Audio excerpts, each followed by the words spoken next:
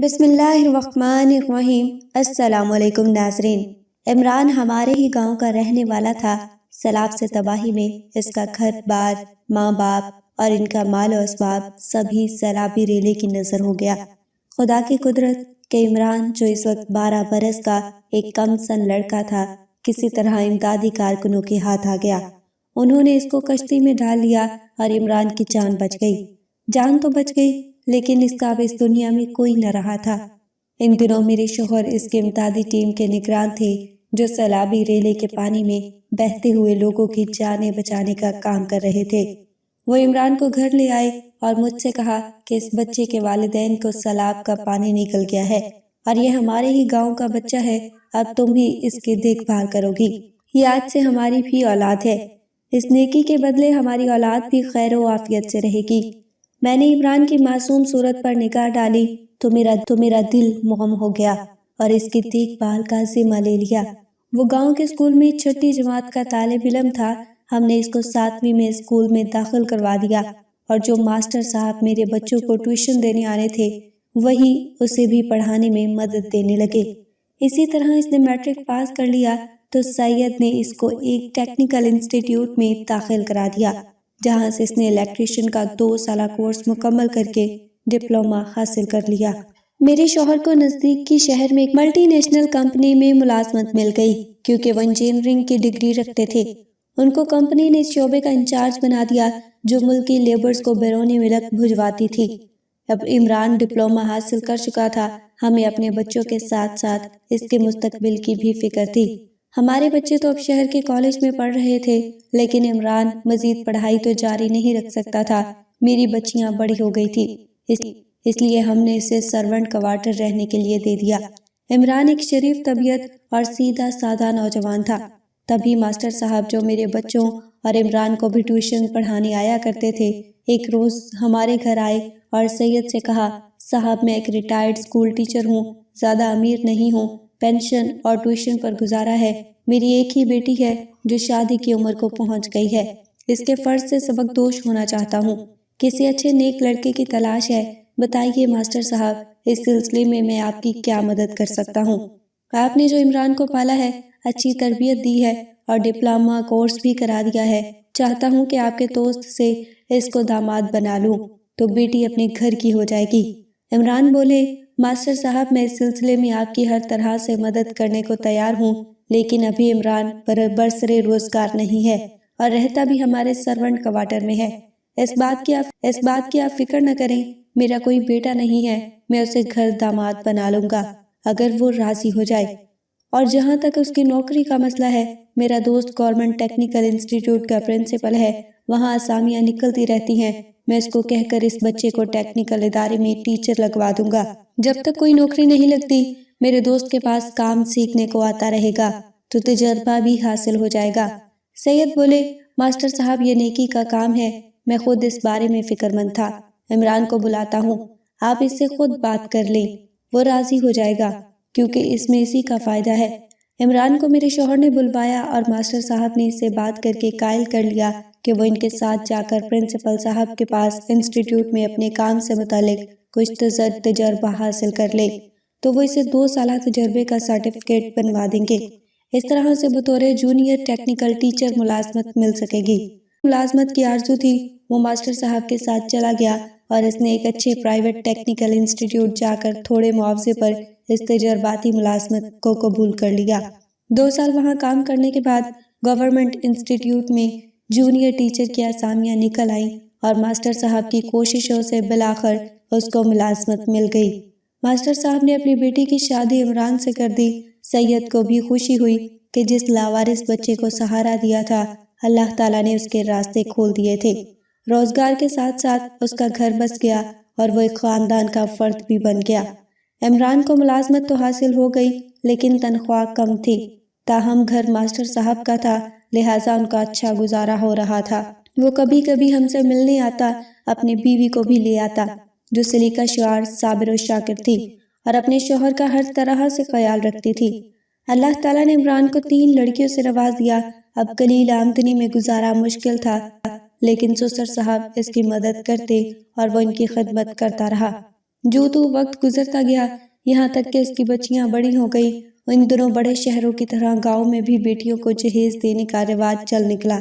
وہ جو پہلے اپنی بچیوں کو چاندی کے ایک آدھ زیور اور 2 جوڑے کپڑوں میں رخصت کرتے تھے، اب ان کو جہیز کی لعنت سے پالا پڑ گیا، کیونکہ طویل عرصے کی بے روزگاری کے باعث یہاں کے اکثر مردوں نے محنت مزدوری کے لیے دیگر ممالک کا رخ کر لیا تھا۔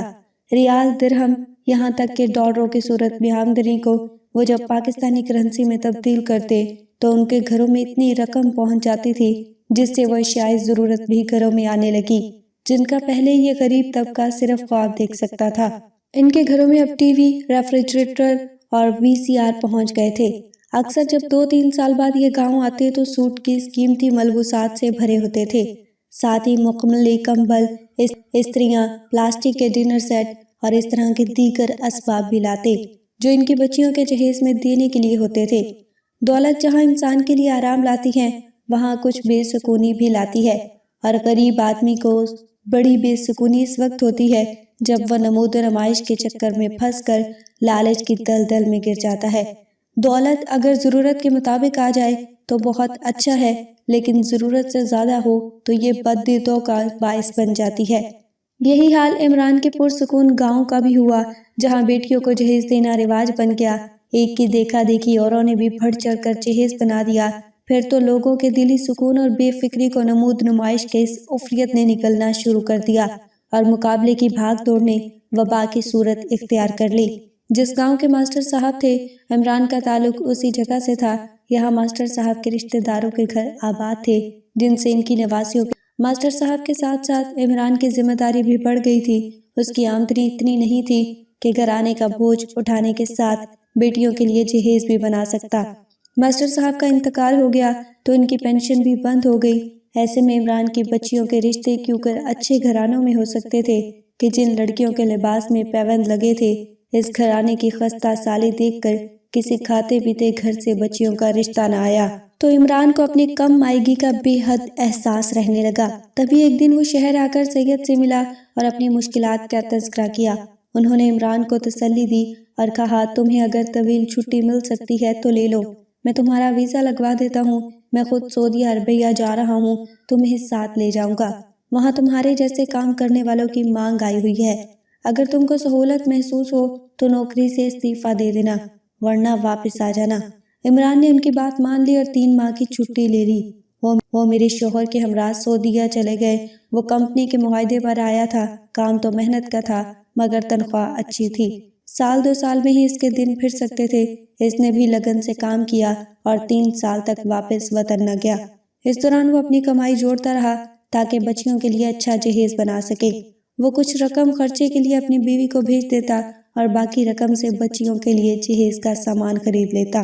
اس طرح تھوڑا تھوڑا کر کے اس نے کافی جہیز اکٹھا کر لیا اور نقد رقم بھی اتنی جمع کر لی کہ واپس گاؤں جا کر تینوں لڑکیوں کو عزت سے ان کے گھروں کا کر سکے۔ ماسٹر صاحب کے عزیز و اقارب کو پتہ چلا کہ ان کا داماد اچھا کما رہا ہے اور ان کے گھر کے مالی حالات بھی سدھر گئے ہیں، تو کچھ بات باعزت کھاتے پیتے گھرانوں سے رشتے آنے لگے۔ بیوی سے خطوط و کتابت جاری تھی، لہٰذا بیوی نے اسی طرح شوہر سے مشورے کر کے بچیوں کے رشتے طے کر دیے۔ اب وہ بہت خوش تھا۔ سید سے فرصت میں اپنے مسئلے مسائل بتا کر کہتا کہ اس کی لڑکیوں کے رشتے بیوی نے اچھے گھرانوں میں طے کر دیے ہیں، وہ اب جاتے ہی ان کے فرائض سے سبک دوش ہو جائے گا۔ ایک رات وہ کام سے تھکا ہار آیا، اپنے کرائے کی قیام گاہ میں سو گیا۔ اس کے دوسرے 2 ساتھی اسی قیام گاہ کے دوسرے حصے میں VCR پر فلم دیکھ رہے تھے۔ اچانک انہیں محسوس ہوا کہ جس کمرے میں عمران خواب ہے اس طرف آگ لگی ہوئی ہے۔ وہ جلدی سے دوڑ کر گئے اور بڑی دقت سے جان پر کھیل کر عمران کو وہاں سے نکالنے میں کامیاب ہوئے۔ خدا جانے کہ آگ کیسے لگی تھی، شارٹ سرکٹ سے یا کسی نے سگریٹ کا جلتا ہوا ٹکڑا لاپرواہی سے پھینک دیا تھا۔ بہرحال خوشی کی بات یہ تھی کہ عمران بچ گیا تھا، اگرچہ وہ کافی جھلس گیا تھا اور حالت خطرے سے باہر تھی، البتہ اس کا سامان جلنے سے بچ نہ پایا کیونکہ اس کے ساتھیوں کے پاس اتنا وقت نہ تھا کہ وہ اس کا سامان نکال سکتے۔ وہ اپنا سامان بھی کم ہی بچا پائے کیونکہ آگ کی لکڑی کی کبیر نما گھر میں لگی تھی۔ آگ تو پھر آگ ہی ہے، جب پھیلے تو کب سانس لینے کی مہلت دیتی ہے۔ لوگوں نے اپنے ضروری بیگ بچائے کہ جن میں ان کے اقامے اور پاسپورٹ وغیرہ تھے۔ انہوں نے اپنی جانوں کی پرواہ نہ کرتے ہوئے عمران کا سفری بیگ بھی آگ سے نکال لیا تھا، جس میں اہم دستاویزات تھیں، تاہم اس کے باقی سامان مثلاً سوٹ کیسوں اور دیگر ڈبوں کے شعلے کے درمیان سے کھینچ لانا ان کے بس کی بات نہ تھی۔ فون پر اسی وقت سید کو اطلاع دی گئی۔ وہ کمپنی کی گاڑی پر وہاں پہنچ گئے اور عمران کو ہسپتال پہنچایا، جو دھوئیں کی وجہ سے بے ہوش تھا۔ اس کو آکسیجن لگائی گئی اور مناسب علاج معالجہ کی سہولت بھی مہیا کر دی گئی۔ جب اسے ہوش آیا، اس نے پہلا سوال کیا، جو وہ یہ تھا کہ میرا سامان بچ گیا ہے۔ چونکہ دوست اور خیر خواہ اسی حالت میں صدمے سے بچانا چاہ رہے تھے، انہوں نے یہی کہا کہ ہمارے سامان کو بھی بچا لیا گیا ہے، تم ٹھیک ہو جاؤ گے تو سامان بھی تم کو مل جائے گا۔ 3 دن بعد جب جھلسنے کی تکلیف کم ہو گئی اور وہ حواس میں آ گیا، تب اس نے پھر وہی سوال کیا، کیا میرا سامان بچ گیا ہے؟ شاید اس کو اپنی زندگی سے زیادہ اپنی محنت سے کمائی سامان اور نقدی کی فکر تھی، جو اس کی بیٹیوں کی شادیوں کے لیے اس کے نزدیک ایک متاع عزیز تھی۔ جب تک وہ پوری طرح ٹھیک نہ ہوا، دوست احباب اس کو تسلیاں دیتے رہے کہ فکر مت کرو، تمہارا کوئی مالی نقصان نہیں ہوا ہے اور سامان بھی بحفاظت ہے۔ 1 ماہ بعد جب وہ صحت یاب ہو گیا تو دوست اس کو ہسپتال سے گھر لائے۔ اس وقت بھی اس کی زبان پر فقط یہی فکرہ تھا کہ میرا سامان بچ گیا ہے نا۔ اب حقیقت نہیں چھپائی جا سکتی تھی، لہٰذا سید نے سچ بتانا ہی مناسب سمجھا۔ کہا کہ عمران بیٹا، فکر مت کرو، تمہارا سامان جل گیا ہے، لیکن ہم نے یہ طے کیا ہے کہ سب مل کر تمہارا نقصان پورا کر دیں گے۔ تم پھر سے وہ سارا سامان خرید لینا، کمپنی سے بھی تم کو امداد ملنے کی قوی امید ہے۔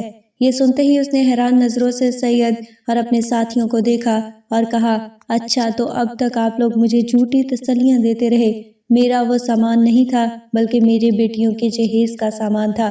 ٹھیک ہے، یہ سامان پھر لیا جا سکتا ہے، لیکن پہلے انسان کی زندگی قیمتی ہوتی ہے، شکر کرو تمہاری زندگی بچ گئی ہے۔ وہ یہ سن کر دوبارہ بیڈ پر لیٹ گیا اور بالکل خاموش ہو گیا، جیسے اس کو اپنے نقصان کا سن کر سکتہ ہو گیا ہو۔ دوستوں نے ہلایا جلایا، سید نے ڈاکٹر کو بلوایا، کہا کہ ان کو اپنے سامان کے چلنے کا بھی پتہ چلا ہے، شاید صدمے سے بے ہوش ہو گئے ہیں، آپ ذرا دیکھیے ان کو۔ ڈاکٹر نے دیکھا اور مایوسی سے بولا، ان کو سکتہ نہیں ہوا بلکہ ان کی روح پرواز کر گئی ہے۔ جسم کے زخم تو صحیح ہو گئے تھے، لیکن روح کا زخم گہرا ہوتا ہے۔ یہ جسم کے زخموں سے نہیں مرے بلکہ روح کی تکلیف سہ نہیں سکے۔ عمران کے دوست نے آنسو پوچھتے ہوئے کہا، سامان کے جلنے کا سن کر صدمہ نہیں سہ سکا میرا یار۔ مزدور دوست کی آنکھوں میں آنسو نہیں تھے، مگر اس کا تمام وجود آنسو بن گیا تھا۔ عمران کا ہارٹ فیل ہو گیا تھا۔ بھلا ایک غریب آدمی جو پائی جوڑ کر اپنی عزت بنانا چاہے، وہ اتنا نقصان کیسے برداشت کر سکتا تھا؟ عمران کی خودداری نے کسی دوست کا احسان بھی لینا گوارا نہ کیا۔ اب سب ہاتھ ملنے لگے، اے کاش ہم یہ بات ابھی نہ بتاتے، پہلے سامان خرید کر رکھ لیتے، کچھ اور انتظام کر لیتے۔ جس شخص کو آگ ہلاک نہ کر سکی، اسے بیٹیوں کے جہیز کے غم نے مار ڈالا۔ کمپنی کے مالک کو سید نے عمران کے احوال سے آگاہ کیا۔ اس نے عمران کی میت کو وطن بھجوانے کا انتظام کر دیا اور ساتھ ہی اتنی رقم کا چیک بھی اس کی بیوی کے نام دے دیا، جس سے وہ بیوہ اپنی 3 بچیوں کی شادیاں عزت کے ساتھ کر سکتی تھی۔ اس کی بیوہ اور بچیوں پر جو گزری سو گزر گئی، مگر اس کی بیٹیوں کی شادیاں عزت سے ہو گئیں اور ان کو رواج کے مطابق اتنا جہیز دے کر ماں نے رخصت کیا کہ وہ اپنے سسرال میں شان سے سر اونچا کر کے زندگی بسر کر سکیں۔ وہ خود بچیوں کی شادی میں شامل نہ تھا، مگر اس کی میت کے ساتھ اتنی رقم اس کی بیوہ کو موصول ہو گئی تھی کہ بیٹیوں کے رشتے ٹوٹنے سے بچ گئے اور باپ کے لہو سے بچیوں کے سرخ سہاگ